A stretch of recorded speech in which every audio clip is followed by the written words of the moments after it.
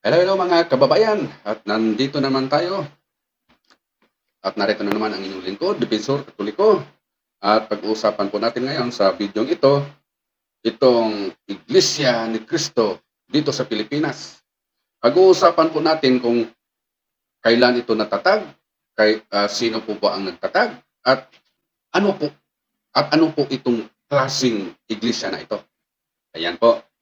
At bago po ang lahat, huwag pong kalimutan na mag-subscribe sa aking munting channel, Defensor Katoliko, at i-click na rin ang notification bell upang updated po kayo sa aking mga video.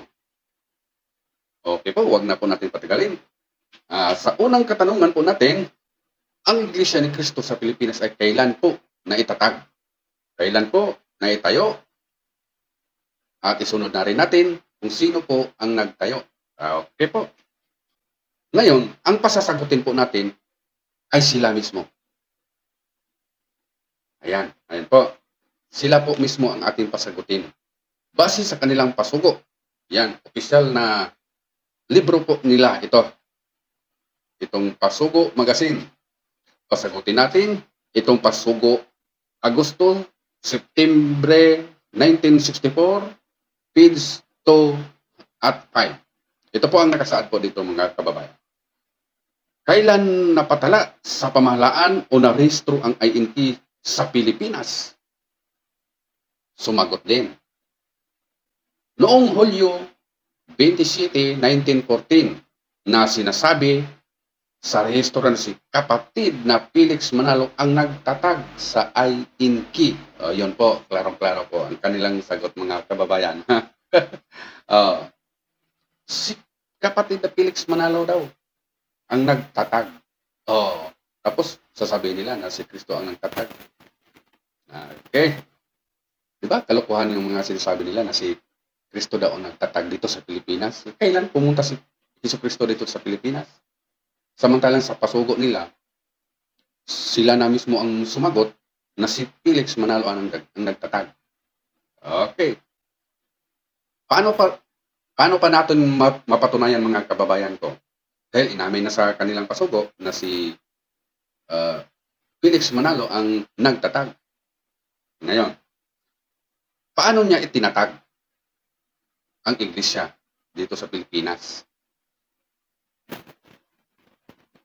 Ang papasagutin na naman natin mga kababayan ko, ang rehistro nila. Okay. Rehistro nila. Kasi ang iglesia ito ay naparehistro sa Pilipinas. Entonces, under po siya sa batas ng Pilipinas. Kung ito'y sa Diyos, kung ito'y kay Kristo, i-under ba sa pagmamayari ng Diyos sa batas ng gobyerno? Hindi po. Mali po yung ganyang argumento mga kababayan ko, na ang iglesyang tunay ay ipinapatala sa gobyerno. Ang gobyerno po ay pagmamayari na po ng Diyos yan. Lahat po ng nandito sa ibabaw ng lupa ay pagmamayari ng Diyos. Tapos ang sa Diyos ay ipaparehistro sa Kanya na mismo? Mali po yan. Ginagawa ng mga INC na ito. Okay, pasasagutin na po natin ang kanilang rehistro. Dito sa kanilang rehistro mga kababayan ko sa Security and Exchange Commission. United States of America, Philippine Island. Bakit po United States? Kasi nung panahon na yun, 1914, sako pa tayo sa bansang Amerika mga kababayan.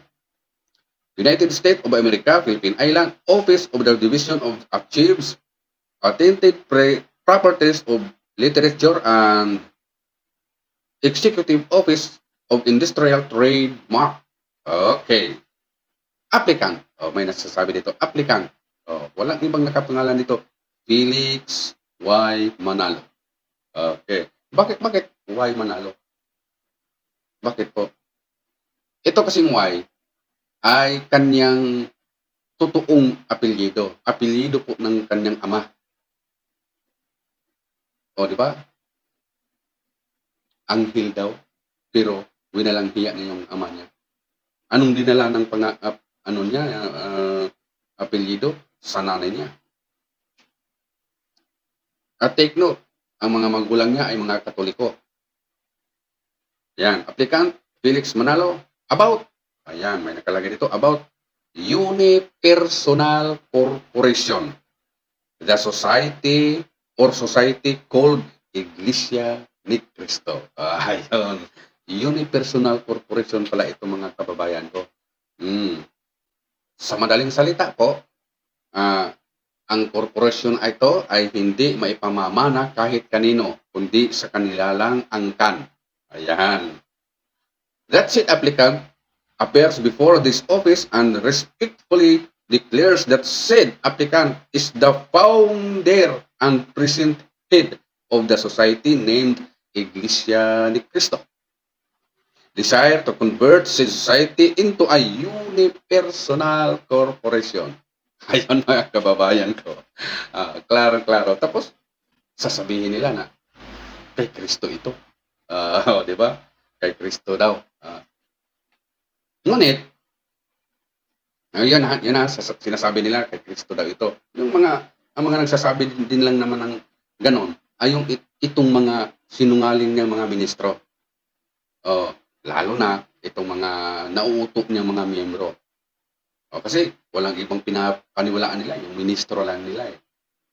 Pero, umaamin yung founder nila na ang iglesyang ito ay sa kanya. Okay. Dito po sa kanyang sinasabi sa isang lehitimong newspaper noong nakaraang mga araw na yon. Press. February 11, 1950. Ito po ang sinasabi ni Felix Manalo. Why? Who is Quirino?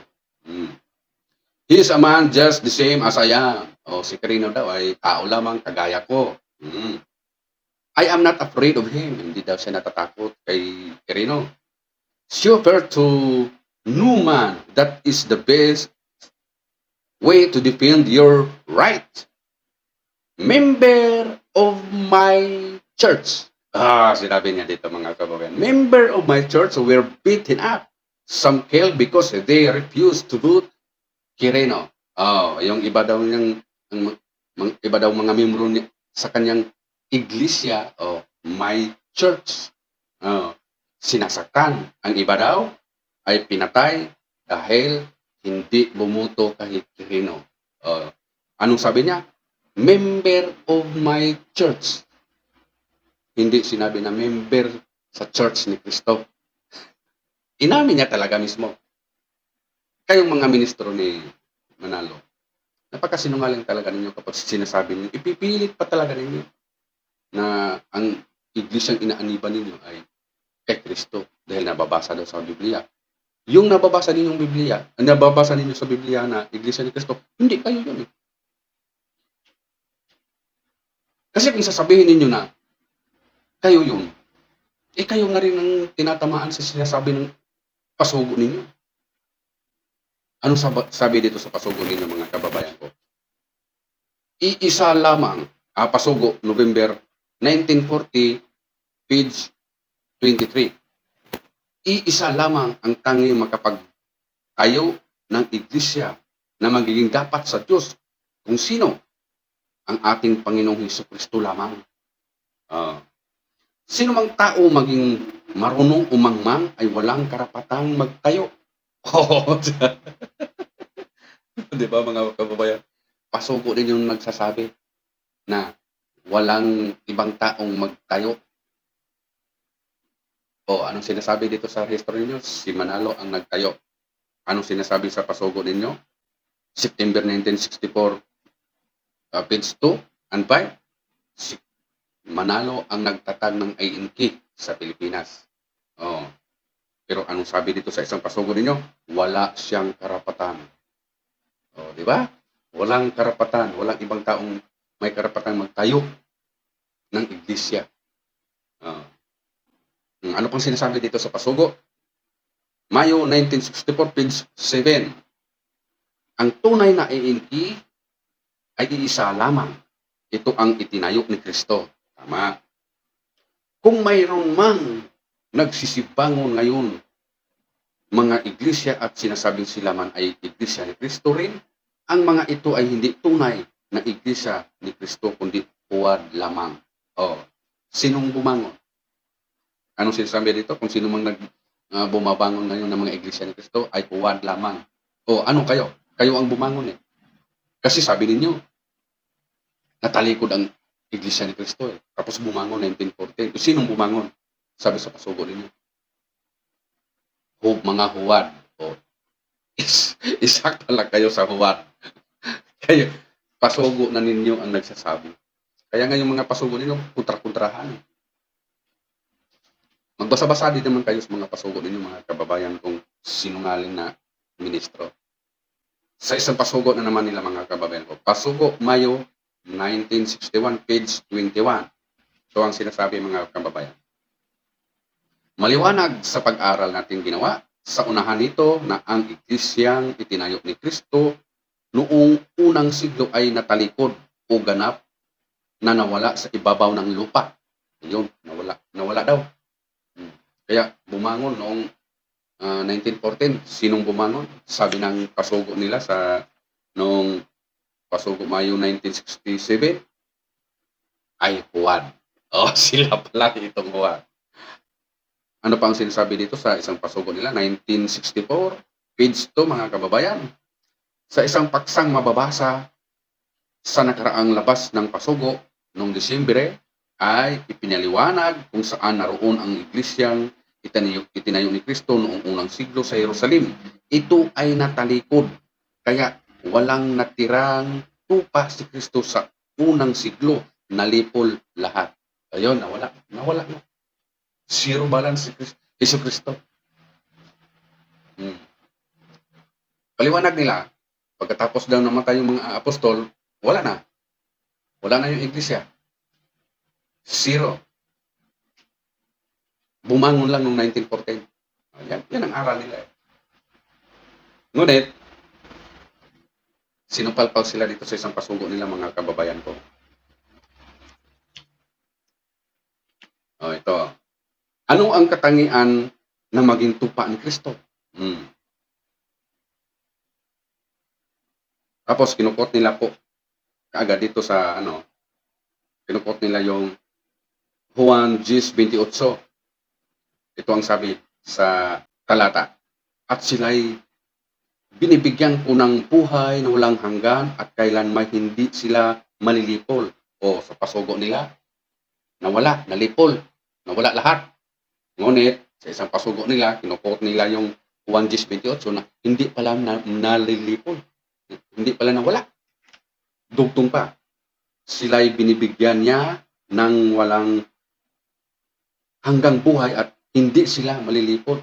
Pasugo na rin nila na mismo nagsabi, mga kababayan, na hindi nalilipol.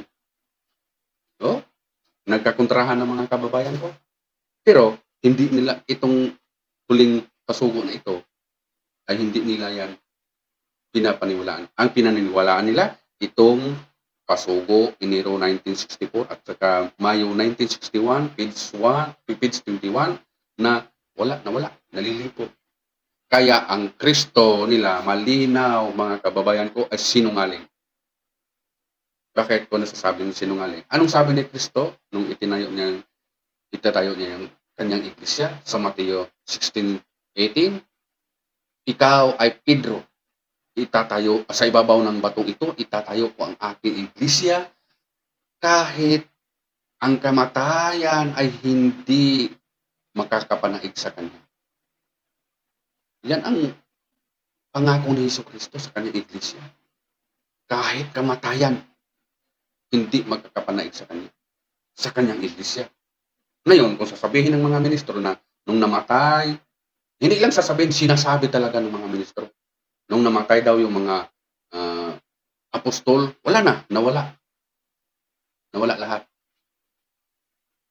Pero anong sabi ni Kristo? Kahit kamatayan ay hindi magkakapanaig sa kanyang iglesia. See? Kaya kahit namatay na yung mga apostol, mayroon din po yung mga apostolis. Sabihin nila kagad, saan mababasa? Na may mga apostolis pang mga apostol kasi Bible alone po lang sila, mga kababayan ko. Ang aral ng totoong simbahan ni Kristo ay hindi po Bible alone. Hanapan mo sila ng verse sa Biblia na sinasabi ni Kristo na kapag hindi mabasa sa Biblia, huwag paniwalaan. Ibigay nila. Kaya mali po ang aral na iyan na Bible alone. Galing lang po yan kay Martin Luther.